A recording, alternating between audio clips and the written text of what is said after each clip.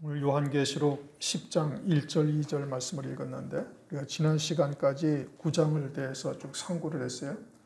9장은 황충이의 화가 있고 또 여섯째 나팔이 불려지면서 둘째 화가 있죠. 황충이의 화는 일반적으로 화라는 것은 하나님을 대적하거나 또는 하나님의 일을 방해하는 자들에게 임하는 것이 화인데, 다섯째 나팔이 부러지고 황충의 화가 있게 되어지는 첫 번째 화는 하나님을 믿는 신실한 자들에게 이루어지는 역사예요. 전 3년 반, 마지막 반 때에 있을 역사다. 이것을 계시록 11장과 계시록 9장 또는 계시록 6장 뭐 이런 것을 통해서 우리가 그 때가 언제냐 이것을 정확하게 확인을 했어요. 그러니까 그거에 대해서는 혼돈을 일으켜서는 절대 아니 되는 겁니다. 그리고 그러한 말씀을 통해서 이제는 오히려 잘못 전하는 자들에게 증거까지 할 수 있는 정도가 되어야 되는 것이죠. 그래서 이 5달 동안의 화, 이것이 마지막 반 때에 6개월 가운데 5개월 황충의 화가 있고, 그러니 이제 순교할 성도들과 예비처로 갈 성도들로 하여금 그와 같은 믿음의 자리에 하나님께서 세우시는 역사예요. 그래서 남은 한 달에 아주 넉넉하게 딱 순교를 할 수 있게 하시는 것이죠. 그리고는 이제 둘째 화가 이제 벌어지는데, 그것을 계시록 9장에서는 둘째 화라는 단어를 쓰지 아니하시고 그냥 여섯째 천사가 나팔을 불었다. 그리고는 이제 마지막 20절, 21절을 보면 남은 자들이 회개치 아니하더라. 이렇게 말씀을 하셔요. 이게 무엇을 말씀하고자 하시는가? 이것도 이제 계시록 11장을 읽어서 보면은 14절에 둘째 화라는 단어를 딱 쓰시면서 둘째 화의 때를 갖다가 어느 때 정확한 시점이 언제인가를 말씀을 하시는 것이죠. 그것은 1260일 동안 두 증인이 예언의 권세를 가지고 예언한 후 3일 반 후에 요 둘째 화가 딱 벌어지는데, 이게 세계 3차 세계전쟁이요, 전 세계 인구의 3분의 1이 죽임당하는 이와 같은 핵전쟁이 벌어지게 되어지는 것을 우리가 이제 9장에서 확인했어요. 마병대의 수가 2만만이다. 군사가 2억이다. 이게 전 세계 군사가, 전 세계 모든 나라가 이 전쟁에 다 휩싸이게 되어지고 온 세상 사람의 3분의 1이 죽임당한다. 이것은 핵전쟁이 아니고서는 이거는 뭐 설명을 할 수가 없는 일이죠. 그리고는 계시록 9장에서 말씀하시는 2000년 전에 사도 요한이 오늘날의 핵전쟁, 이제 탄도미사일이라든지 또 뭐 SLBM이라든지 막 이와 같은 것에 발사되는 장면 또는 뭐 그런 것에 운송되는 장면 뭐 이런 것을 바라보고 있으니 이제 2000년 전에 말 타고 싸우던 때에 이제 이 사도 요한이 이제 기록을 해 놓은 것이니 오늘날은 우리가 이제 그런 것을 이해할 수가 있죠. 그런데 이제 한 가지 특이한 것은 계시록 9장 20절 21절에 남은 자들이 회개치 아니하더라. 그런데 계시록 11장 13절 끝부분에 보면 또 남은 자들이 두려워하여 영광을 하늘의 하나님께 돌리더라. 서로 상반된 내용이다 이겁니다. 이것이 무엇을 의미하는가? 계시록 6장에서는 이제 총론적인 하나님의 진노의 심판의 때, 그때도 역시 산과 바위에게 남은 자들이 말하기를 하나님과 어린 양의 진노에서 우리를 가리우라. 산과 바위야 그냥 무너져서 우리가 그냥 이 자리에서 팍 죽었으면 좋겠다. 뭐 이런 의미죠. 그러니까 이것이 이제 우리에게 무엇을 의미하느냐? 이제 이방인의 구원의 때가 전 3년 반으로 끝나고 후 3년 반 들어서 이 남은 자들이 두려워하여 영광을 하늘의 하나님께 돌리더라. 계시록 11장 13절 이 말씀은 유대인들의 구원을 의미하고 있다. 민족적인 회개가 이제 이루어지고 있음을 말하는 것이죠. 이것은 스가랴서 12장 10절 말씀 또는 뭐 로마서 11장 25절 26절 이방인의 충만한 수가 들어오고 나면은 유대인에게로 하나님께서 구원의 은총이 가게 되어질 것을 이미 말씀을 하고 있죠. 그렇게 다니엘서 9장 27절 한 일회의 절반에 제사와 예물을 금하게 되어지니까 이제 유대인들이 그제서야 비로소 깨닫는 것이죠. 적그리스도가 제사와 예물을 드리도록 전 3년 반 기간 동안에는 허용을 했다가 후 3년 반이 들어서면서부터는 이제 더 이상 이제 뭐 종교적으로 또는 정치적으로 지지를 받아야 할 이유가 없어지는 거예요. 거의 이제 완전한 적그리스도의 세상이 되어지니까 자기를 하나님으로 섬기도록 강요하니까 이제 그때서야 유대인들이 깨닫고 이제 민족적으로 회개하게 되어지면서 이방인들의 구원이 끝난 때요, 이제 유대인의 구원이 이제 시작되어졌음을 말하는 것이고, 그때 이제 스가랴서 12장 10절 말씀처럼 유대인들이 하늘의 하나님께 영광을 돌리더라. 회개하고 예수 그리스도를 나사렛 예수를 그리스도로 영접하는 이와 같은 일이 벌어지고 있음을 우리가 이제 계시해 주는 것이죠. 그러면서 이제 10장, 11장, 12장, 13장, 14장까지는 이제 중간 계시 또는 이제 삽입부라고 얘기를 해요. 여기서는 이제 환난 가운데 어떤 특정한 부분을 아주 총론적으로 얘기를 하고 있는 겁니다. 계시록 10장에서는 표노인 작은 책, 11장에서는 두 증인, 12장에서는 해를 입은 여자, 13장에서는 7머리 10뿔 짐승에 대해서, 14장에서는 14만 4천의 종들과 큰 성 바벨론, 귀신의 처소가 된 큰 성 바벨론에 대해서 이렇게 요 각각의 특색 있는 부분들을 총론적으로 쭉 설명을 해요. 그리고는 그것이 이제 우리가 그것을 통해서 환난 가운데 이제 특정한 부분들에 대해서 이제 우리가 이제 깨닫게 하시는 것이죠. 이 계시록 10장은 표노인 작은 책에 대해서 지금 말씀을 하고 있는 겁니다. 1절을 보니까 내가 또 보니 힘센 다른 천사가 구름을 입고 하늘에서 내려오는데, 힘센 천사가 구름을 입고 하늘에서 내려오고 머리 위에는 무지개가 있고 얼굴은 해 같고 그 발은 불기둥 같으며 손에 표노인 작은 책을 들고 오른발로는 바다를 밟고 왼발로는 땅을 밟고 있다. 이렇게 말씀을 하고 있어요. 그런데 천사는 옷이라는 것이 필요가 없죠. 구름을 입었다, 구름으로 옷을 입었다. 천사는 육체가 없죠. 영적인 존재예요. 그리고 천사가 힘이 세다. 머리 위에 무지개가 있다. 오른발로는 바다를 밟고 왼발로는 땅을 밟았다. 이게 문자적으로는 참 이해하기가 어려운 것이죠. 그리고는 또 이 천사가 누구냐, 이런 것으로 논쟁을 하는데 지금 이 천사가 누구냐, 이제 이것이 지금 중요한 일이 아니죠. 그런 이제 소모적인 논쟁을 해서는 아니 되는 것이고, 이 천사를 통해서 하나님께서 우리에게 주고자 하시는 뜻이 무엇인가를 먼저 깨닫는 것이 중요하죠. 천사가 힘이 센 천사가 있고 힘이 약한 천사가 있는 것은 아니에요. 그런 것은 아니죠.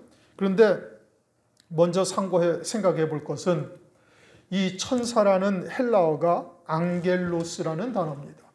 그리고 계시록 2장 1절에 에베소 교회의 7 사자에게 편지한다.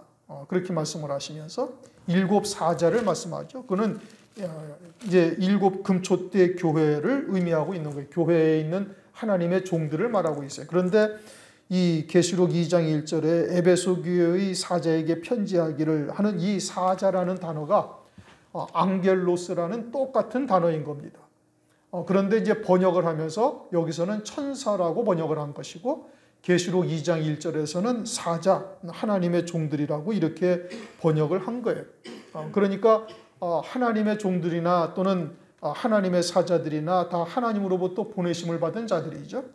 그런데 이제 헬라어가 그것을 이제 다 똑같이 앙겔로스라는 단어로 이렇게 쓰고 있어요. 그러니까 여기서 천사라는 이 단어는 한글로 우리가 이렇게 번역을 해서 천사라고 해놓은 것이지 실제 원어는 이제 그러한 의미는 아니다, 이런 뜻인 겁니다. 그리고 여기에서 이제 이 천사라가 이제 옷을 입고 구름으로 입고 하늘에서 내려오면서 머리에 무지개가 있고 이와 같은 모습으로 비춰지고 있죠. 계시록 1장에도 보면 예수님의 모습이 이제 성경에 기록이 쫙 되어져 있어요. 가슴에는 금띠를 띠고 흰 옷을 입고 발에 끌리는 흰 옷을 입고, 그리고는 그 입에서 이한검이 나오고 머리털은 아주 눈같이 희고 얼굴은 해가 힘있게 비추는 것 같더라. 또 그 발은 빛난 주석 같다. 이렇게 주님의 모습을 설명하는 것은 실제 주님의 모습이 그러하다라는 뜻이 아니고, 그렇게 나타나지는 모습을 통해서 7 금초대 교회에게 주님께서 행하실 역사가 무엇인가를 나타내고 있는 것이죠. 그러면 여기서도 이 천사를 통해서 앙겔로스라는 이 주님의 사자를 통해서 지금 무엇을 말씀하고자 하시는가? 지금 펴놓인 작은 책, 그러니까 이제 이 펴놓인 작은 책이라는 것은 우리가 이제 알고 있듯이 요한계시록이고 환란을 통해서 이루실 하나님의 구원의 뜻이 담겨져 있는 거예요. 이와 같은 말씀, 펴놓인 작은 책을 통해서 이루실 하나님의 뜻을 우리에게 말씀하시는 것이고, 그렇게 10장이 지나서 11장을 가면은 이 책을 먹은 사도 요한에게 이제 먹게 하시고, 그리고서는 11장에 갔으면 지팡이 같은 갈대를 주고 성전을 청량하라 하면서 두 증인이 등장을 해요. 그러니까 결국은 이 천사라는 앙겔로스라는 것은 힘센 다른 천사라는 이 천사는 결국은 누구를 우리에게 계시하고 있는가? 그것은 곧 두 증인이요 환난 날에 사역할 종들을 말하는 것이고, 그 펴놓인 작은 책을 먹은 그들로 하여금 이와 같은 은혜를 입게 되어질 것을 말씀을 하고 있는 것이지요. 힘이 세다라는 것은 아주 하나님의 전능하신 하나님의 말씀을 통해서 그와 같은 권세와 능력이 임하는 것을 의미하고 있는 것이죠.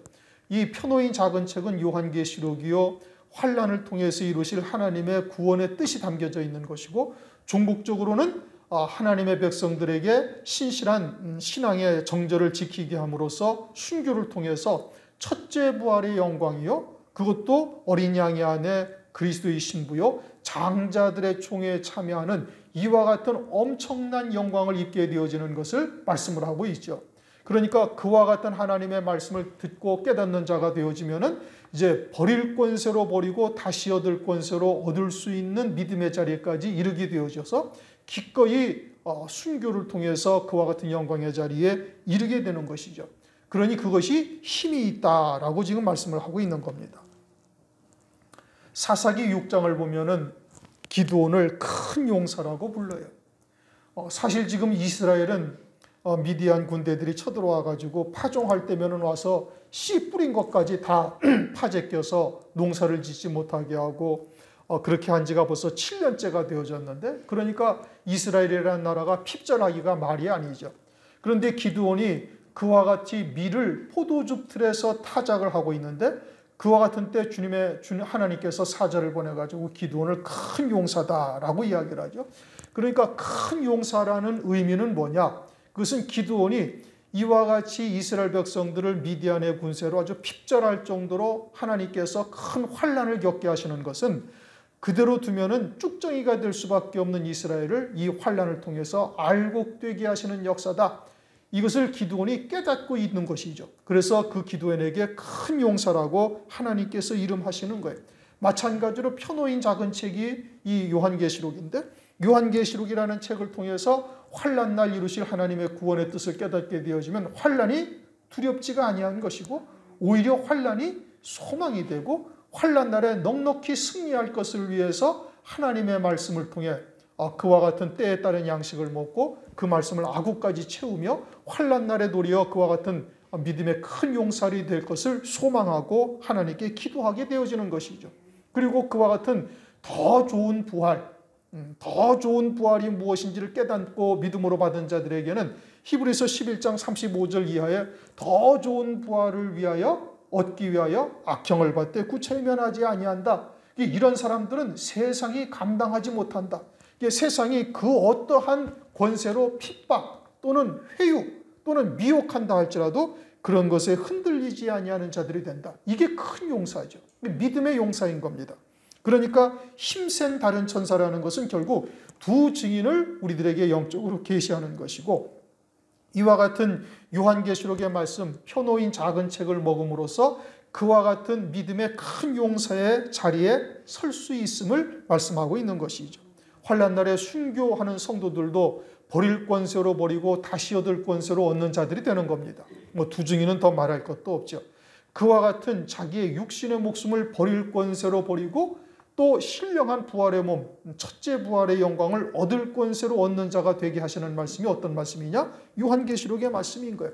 그러니 이 말씀이 우리에게 그와 같은 권능의 말씀이요, 힘센 다른 천사라고 말씀하시면서 이러한 말씀을 통해서 이루실 하나님의 구원의 세계를 우리에게 보여주시는 겁니다.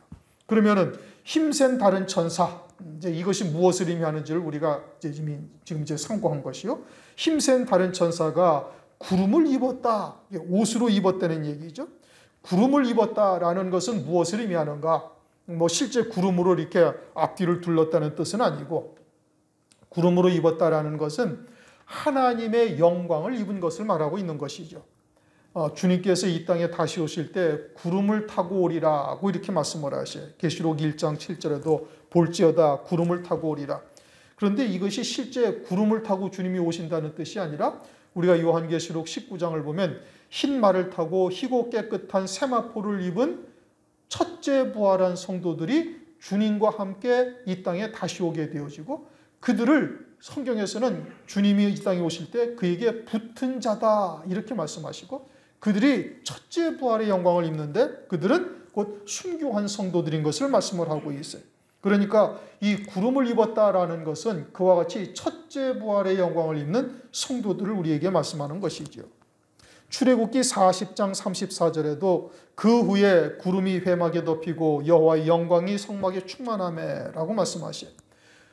출애굽기 40장은 출애굽기 마지막 장인데, 성막을 다 짓고 난 다음에 하나님께서 하나님의 영광이 구름으로 성막에 임하셔서 사람이 감히 들어가지 못할 정도의 구름이 빽빽하게 임하였는데, 그것을 하나님의 영광이 임하였다 이렇게 성경에서 말씀을 하고 있어요. 그러니까 구름은 그와 같은 하나님의 영광이요, 주님께서 이 땅에 오실 때 그에게 붙은 자들, 흰옷을 입은 그에게 붙은 자들의 영광을 나타내고 있는 것이죠.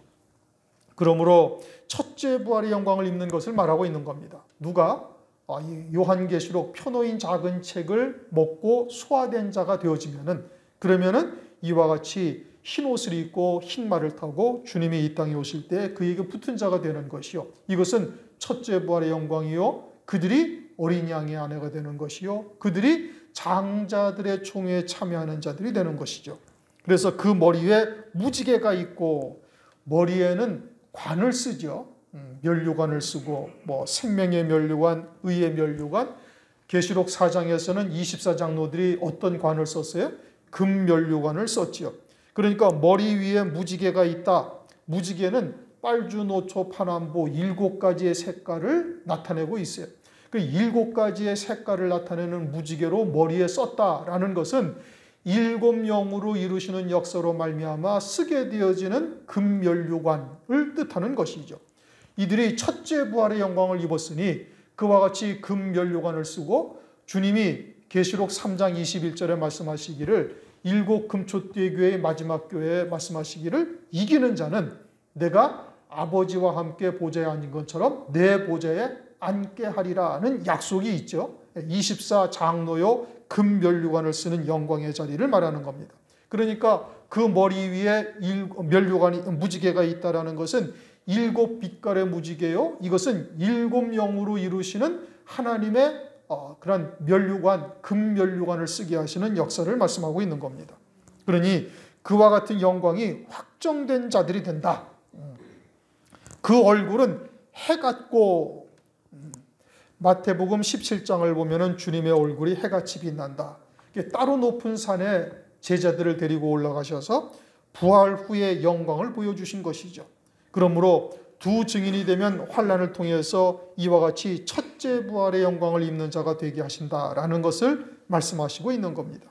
재림하시는 그리스도에게 붙은 자인 첫째 부활의 영광을 입게 되는 것이고, 그것을 계시록 1장 16절을 보면 그 얼굴은 해가 힘있게 비치더라.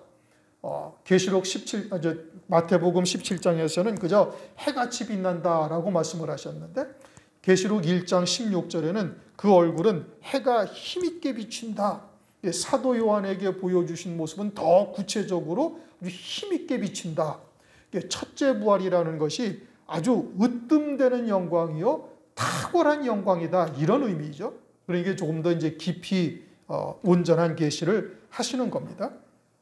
누구와 비교할 수 없는, 해가 힘있게 비친다라는 것은 타의 추종을 불허하고 누구와 비교할 수 없는 영광을 이제 있게 되어질 것을 말씀하고 있는 것이죠. 그러면서 발은 불기둥 같으며, 발이라는 것은 걸어가는 발이요 발자취를 의미하죠. 그런데 그 발이 불 가운데 기둥과 같다, 이런 뜻인 겁니다. 불 가운데 아주 우뚝 선 기둥과 같다. 또 계시록 1장 15절을 보면 주님의 발이 풀무에 단련한 빛난 주석 같다, 이렇게 말씀하시죠. 주님이 이 땅에 오셔서 육체를 입고 이 땅에 오셔서 걸어가신 그 발자취가 풀무에 단련한 빛난 주석 같다. 결국 자기 백성들에게 오셨지만 외면당하고 십자가에 죽임을 당하시지만 부활 승천하셔서 하나님 보좌 우편 영광 중에 앉으시게 되어졌으니 아예 풀무에 단련한 빛난 주석 같다. 그리고 두 증인이나 또는 순교한 성도들도 역시 마찬가지죠. 환난 날에 극렬하게 타는 이 환난 날에 풀무불에 시련을 당하고 결국은 죽임당해서 그와 같은 영광의 자리에 이르게 되어짐을 말씀하고 있는 것이죠. 그 환난을 이길 수 있는 힘이 어디에 있어요? 그 영광의 힘에 있는 거죠. 이것은 골로새서 1장 11절에도 그 영광의 힘에 대해서 말씀하고 있고, 히브리서 12장 2절도 보면은 주님께서 믿음의 주요 온전케 하시는 이인 예수를 바라보자. 저는 그 앞에 있는 즐거움을 위하여 십자가를 참으사 부끄러움을 개의치 아니하시더니 하나님 보좌 우편 영광에 앉으셨다라고 말씀하고 있어요.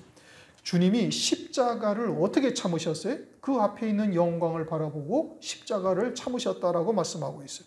그러므로 요한계시록을 통해서 환난을 통해서 이기는 자가 받게 되어질 영광이 뭐냐? 첫째 부활이요, 어린 양의 아내요, 장자들의 총회요. 이것이 더 좋은 부활이죠. 다른 어떠한 자들도 죽은 자들이 다시 살지 못하는데 그들만 1000년 먼저 첫째 부활의 영광을 입어요. 그것도 백보자의 심판 이전에 생명의 부활로 나오게 하시는 거예요. 그러니 그와 같은 영광이 어떠한 영광인지 성경을 통해서 우리가 구체적으로 깨달아서 들은 바요, 본 바요, 만진 바가 되어져야 이와 같이 환난을 오히려 넉넉히 이길 수 있는 자가 되어지는 것이죠. 그게 진짜 힘센 천사인 겁니다. 그게 힘이 센 자요, 큰 용사가 되는 것이죠. 그러므로 우리가 부단히 그와 같은 하늘에 속한 그 영광을 바라보고 들은 바요, 본 바요, 이제는 손으로 만진 바까지 되어져야 이와 같은 자리에 이룰 것을 우리에게 지금 영적으로 교훈하시고 계시하고 있는 겁니다. 그렇게 되어지면은 이와 같은 큰 용사와 같은 믿음의 자리에 서게 되어질 것을 말씀하시는 것이죠. 2절, 그 손에 펴놓인 작은 책을 들고, 이제 천사의 손에 책이 있는데 그것이 어떻게 되어져 있다는 거예요? 펴놓여 있다, 이렇게 말씀하셔요. 그런데 5장 1절을 보면 사도 요한이 일곱인으로 인봉된 두루마리 책을 보고서 아주 막 크게 울죠. 봉인되었던 책이다 이겁니다. 그런데 이제는 펴놓인 책이 되었다 이겁니다. 다니엘서 12장 4절에도 보면은 이 말은 간수하고 이 글을 봉함하라. 그러면서 한때 두때 반때 성도의 권세가 깨어지기까지 가면은 이제 이 모든 일이 끝나리라 하면서 쭉 말씀하시는데, 그것이 다니엘에게는 봉함된 책이었어요. 다니엘의 때에는 그 내용이 무엇인지를 깨닫고 있지를 못하죠.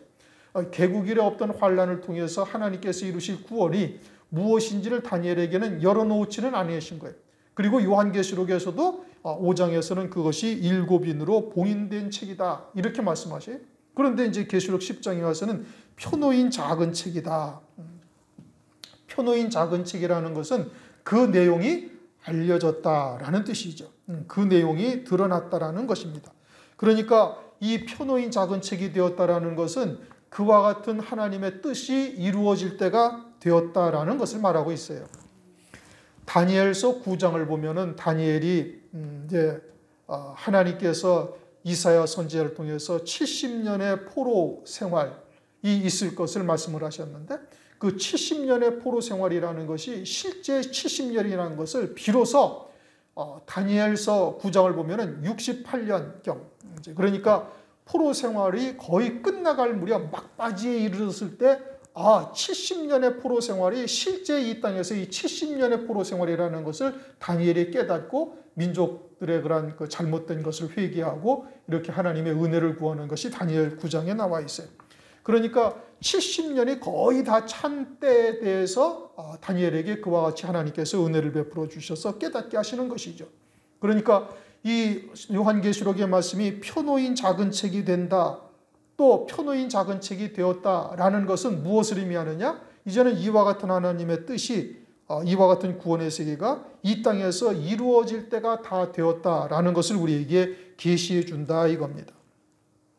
그래서 요한계시록 1장 3절을 보면 이 예언의 말씀을 읽는 자와 듣는 자와 그 말씀을 지키는 자들이 복이 있다 말씀하시는데, 읽는 자라는 것은 이 하나님의 뜻이 무엇인지를, 요한계시록의 말씀을 통해서 이루실 하나님의 뜻이 무엇인지를 깨닫고 이제 이 책이 열려진 책이 되어졌을 때 읽는 자가 나오는 것이죠.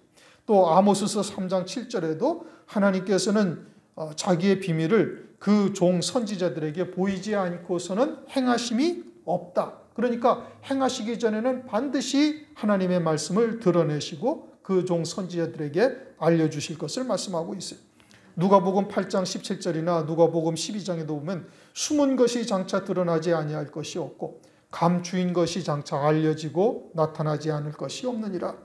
그렇게 하나님께서 봉함된 책을 표노인 작은 책이 되게 하실 때가 있음을 말씀하는 것이고, 그렇게 표노인 작은 책이 되어졌다라는 것은 그러한 하나님의 뜻을 이루실 때가 아주 심히 가까워졌다라는 것을 말씀을 하고 있는 겁니다.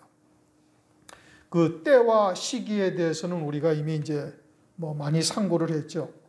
시기라는 것은 어떠한 일정한 기간을 말씀하시는데, 그것은 사흘 되던 날에 갈릴리 가나의 혼인잔치를 통해서 어린 양의 혼인잔치가 셋째 날에 있을 것을 말씀하고 있죠. 또 누가복음 13장 32절도 보면 오늘과 내일은 내가 귀신을 쫓아내고 병을 낫게 하다가 제3일에는 완전하여지리라. 그렇게 셋째 날에는 그리스도의 나라가 이루어지고 마귀나 악한 영들이 다 무저갱에 갇히게 되어질 것을 말씀하고 있어요.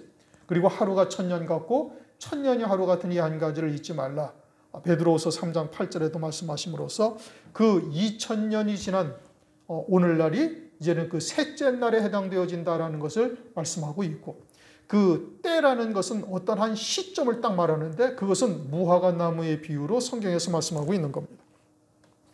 마태복음 24장에 하나님께서 창세 이래 없던 환난과 미혹의 역사, 그리고 환난 후에 인자의 징조가 보일 것을 쭉 말씀하시면서 마태복음 24장 32절에 이 무화과 나무의 비유를 말씀하시고, 가지가 연하여지고 잎이 나면은 여름이 가까운 줄 아나니 여름이 되면은 인자가 문 앞에 이르렀다.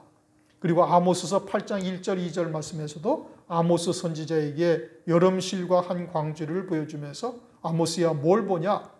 무여름실과 한 광주를 보나이다. 여름이 되면은 이제 이스라엘 백성들에게 끝이 이르렀다. 그렇게 말씀을 하셔요. 그 여름이라는 것이 무화과 나무의 비유에서의 여름인 것이고, 그것은 이스라엘이라는 나라의 독립이라는 것은 이제 온 천하에 있는 목회자들은 거의 다 아는 바죠. 그러면은 이제 주의 재림이 참으로 심각한 때를 우리가 살아가고 있다라는 것을 알 수가 있는 것이요. 더더군다나 이제는 요한계시록의 말씀이 표노인 작은 책이 되어져서 오늘날 우리가 읽고 있으니 이것은 주님의 때가 아주 심히 가깝다라는 것을 우리가 알 수가 있는 겁니다. 그러므로 이와 같은 때에 우리가 요한계시록을 통해서 환난 날을 이루실 하나님의 구원의 뜻을 정확하게 그리고 확실하게 깨닫고 믿음으로 받을 수가 있어야 되는 것이죠. 그러므로 표노인 작은 책, 이것은 오늘날 우리에게 이제 읽는 자가 되어졌으니 이제 표노인 작은 책이 되어졌고 때가 가깝다라는 것을 말하는 것이요. 표노인 작은 책을 들고 그 오른발은 바다를 밟고 왼발은 땅을 밟고, 오른발은 바다를 밟았다. 이제 힘센 천사라는 것이 이제 단순히 그러한 천사를 의미하는 것이 아니다라는 것을 우리가 이미 이제 상고를 했으니까, 여기서 바다를 밟았다라는 것이 무슨 동해 바다나 태평양 바다를 밟았다는 것은 아니죠. 그러한 뜻이 아니죠. 그러니까 바다는 세상이요 세상의 죄악을 나타내고 있는 겁니다. 이는 하나님의 사랑을 깨닫는 자가 세상을 이기고 세상을 발로 밟게 되어지는 것을 말씀하고 있어요. 세상의 영화와 세상의 권세와 같은 이 세상의 것들을 우리가 어떻게 이길 수가 있는가? 그것은 하나님이 우리를 사랑하시는 사랑이 어떠한 사랑인지를 깨닫는 자가 되어졌을 때 세상의 권세, 세상의 영화를 이길 수가 있는 거예요. 우리가 예수를 믿는 것 하나도 우리 인간의 지혜로 또는 인간의 의지로 믿는 것이 아니요, 하나님께서 우리를 부르시고 고린도전서 12장 3절에도 말씀하고 있잖아요. 성령으로 아니하고는 예수를 주시라 할 수 없다. 그러니까 나사렛 예수가 그리스도라는 것을 믿는 것 자체가 그것이 하나님의 부르심이요, 부르신 그들을 의롭게 하시고 의롭다 하신 그들을 영화롭게 하시는 거예요. 그러니 아주 전적인 하나님의 은혜요, 하나님의 사랑으로 우리의 구원을 이루어 가시죠. 그러니 그러한 하나님의 사랑이 우리에게 어떻게 나타났는가? 이제 독생자를 희생하시는 사랑으로 우리에게 나타나신 거예요. 그와 같은 하나님의 사랑을 깨닫게 되어지고 그러한 죄사함의 구원 또는 하늘나라의 영광을 예비해 놓으시고 영화롭게 하시는 하나님의 이러한 사랑을 깨닫게 되어질 때 그러한 세상의 권세 또는 세상의 영화를 능히 이길 수 있는 자가 되어지는 겁니다.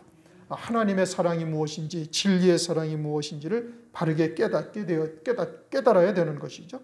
이제 당차는 이제 환란이 시작되어지면 적그리스도의 세상이 되고 적그리스도나 또는 거짓 선제나 음녀교회가 이제 세상의 영광 또는 세상의 권세로 우리를 미혹할 것이고 또 그것이 아니되면 핍박하고 또는 회유하려고 하는 겁니다. 그럴 때 우리가 무엇으로 이길 수 있는가? 그것은 하나님의 영원한 사랑만이 그것을 이기게 하시는 거예요. 믿음으로 이기는 것이죠.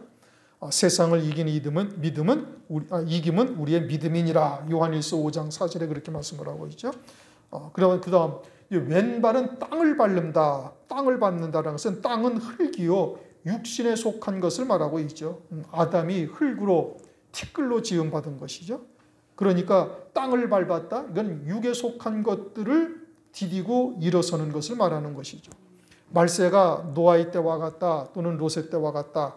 노아의 때와 같다라는 것을 이제 마태복음 24장에서 먹고 마시고 시집가고 장가가는 것을 말씀하고 있어요. 롯의 때와 같다라는 것은 아주 육신의 음행이 도가 지나쳐서 이제는 남색하는 자까지 있음을 말씀하고 있는 것이죠. 이처럼 온통 교회도 육에 속한 것으로 치우쳐서 그냥 먹고 마시고 시집가고 장가가는 것으로 살고 있는 것이죠. 그러니 그와 같은 땅에 속한 것에서 좌우되는 이와 같은 것에서 벗어난다 이겁니다. 땅에 속하지 아니한다는 것이죠. 요한계시록의 결론은 뭐냐? 그건 계시록 20장 4절에서 6절 말씀하시는 것처럼 순교하는 성도들에게 첫째 부활의 영광을 입힌 것이 요한계시록의 본질적인 목적이죠. 하나님께서 환란을 두신 뜻이 되는 겁니다. 이와 같은 첫째 부활의 영광 어린 양이 안에 다시 말하면 하나님의 진리의 사랑으로 이루시는 이와 같은 영원한 영광을 믿게 되어지니 그와 같은 육신에 속한 것들을 능히 이길 수 있는 자가 되는 겁니다. 첫째 부활의 영광의 복음, 그 진리의 말씀으로 능히 이기는 자가 되어지는 거예요. 그 말씀을 믿는 자가 되어지면 육신의 목숨을 버릴 권세로 버리고 서는 자가 되는 것이죠. 그러므로 적그리스도나 거짓 선지자의 미혹 또는 그들의 핍박을 능히 이길 수 있게 하시는 겁니다. 더하여 내게 다가오는 여러 가지의 고난 또는 환난의 극한의 고통까지도 능히 이길 수 있게 하시는 것이죠. 계시록 3장을 보면은 감추인 만나와 감추인 만나와 새 이름이 새겨진 흰 돌을 우리에게 주신다. 우리가 아주 순교하는 순간에 고통이 극한에 이르렀을 때 하나님께서 그와 같은 은혜를 베풀어 주셔서 환난의 그러한 고통, 육신의 그러한 한계에 이르는 이와 같은 고통도 능히 이기는 자가 되는 것이죠. 그래서 땅을 발로 밟고 선 자가 되게 하는 겁니다. 적그리스도나 거짓 선지자는 육신의 즐거움도 좀 누리면서 또 생활도 여유로워야 하나님을 섬길 수 있는 것이 아닌가, 기타 등등 여러 가지의 말로 그렇게 미혹하죠. 교회도 재정이 있어야 선교도 하고 교회도 운영할 것이 아닌가, 또 나도 먹고 살아야 하나님께 헌신할 수 있는 것이 아닌가. 그러나 그와 같은 것을 우선 두게 하는 것들이 다 육에 속한 것들이죠. 그러한 육에 속한 자는 절대 미혹을 이길 수가 없는데 이러한 것에서 온전히 벗어날 수 있도록 하나님께서 은혜를 베풀어 주시는 겁니다. 그리고 오늘날 우리가 이와 같은 신앙생활하면서 부족한 것을 깨닫는다면 하나님께 그와 같은 은혜를 구하고 믿음으로 발걸음을 내디디는 것이죠. 이 믿음이 결국은 이기게 하시는 겁니다. 요한계시록의 말씀을 통해서 환난을 통해 이루실 구원을 깨닫게 하시고 그걸 믿음으로 받게 하셔서 이처럼 요한계시록 10장 1절 2절의 말씀처럼 표노인 작은 책을 통해 이루실 하나님의 구원의 세계를 바라보고 능히 승리할 수 있도록 은총을 베푸신다. 표노인 작은 책이 우리에게 주시는 역사가 이와 같다. 아주 힘센 큰 용사와 같은 자리에까지 서게 하셔서 넉넉히 이기게 하시는 역사를 이루실 것을 말씀하고 있는 겁니다. 우리가 요한계시록을 상고하면서 또 구체적으로 들여다보고 또 믿음으로 받으셔서 이와 같은 믿음의 자리에 굳게 서시기를 주 예수 그리스도 이름으로 축원합니다. 기도하겠습니다. 하나님 아버지 감사합니다. 오늘도 요한계시록 10장 1절 2절 말씀을 통해서 힘센 다른 천사를 통해서 보여주시는 역사가 우리와 무슨 관계가 있는지, 또 펴놓인 작은 책이라 말씀하신 뜻이 무엇인지를 살펴보게 하심을 감사를 드립니다. 우리도 이와 같이 큰 용사의 자리에 설 수 있는 자 되도록 은혜 위에 은혜를 더해 주시고, 하늘에 예비하신 영광을 이제는 들은 바요 본 바요 주목하고 손으로 만진 바까지 되게 하셔서 어떠한 미혹의 역사나 핍박의 역사 가운데서도 능히 믿음으로 이기는 자 될 수 있도록 은총을 베풀어 주시옵소서. 이제 환난 날에 버릴 권세로 버릴 뿐만 아니라 이제 주의 재림의 길을 예비하는 종으로서도 쓰임 받는 자 될 수 있도록 은총을 더하여 주시옵소서. 감사를 드리옵고 예수 그리스도의 이름으로 기도드리옵나이다. 아멘.